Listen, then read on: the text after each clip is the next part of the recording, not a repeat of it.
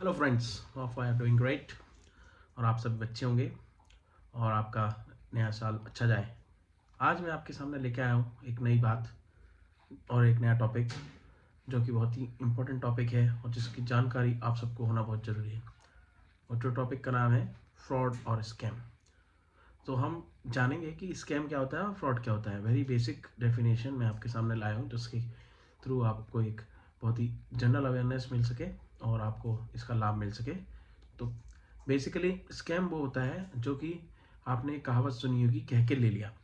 मतलब कि हमें पता था कि ये गड़बड़ है, लेकिन हमने उस पर ध्यान नहीं दिया और हमारे साथ धोखा हो गया। इसलिए उसको हम नाम देते हैं स्कैम का।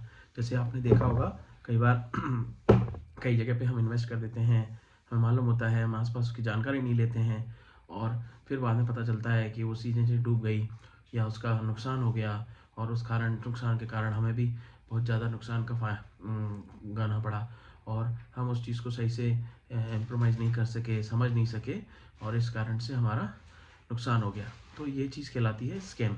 वहीं अगर हम फ्रॉड की बात करें तो फ्रॉड बेसिकली होता क्या है कि हमारे नॉलेज के बिना और कई बार इनडायरेक्टली और डायरेक्टली आज की टेक्नोलॉजी के युग में कई बार ऐसी चूक हो जाती है छोटी मोटी हमसे, जिसका हमें पता भी नहीं होता है और उस चूक का फ़ायदा उठा करके जो जो फ्रॉड करने वाले लोग हैं वो हमारे साथ चूना लगा देते हैं हमारे को और फ्रॉड हो जाता है हमारे साथ। तो वो जो कहलाता है वो फ्रॉड कहलाता है। तो ये एक बेसिक डेफिनेशन है और एक बेसिक डिफरेंस है स्कैम और फ्रॉड के बीच में।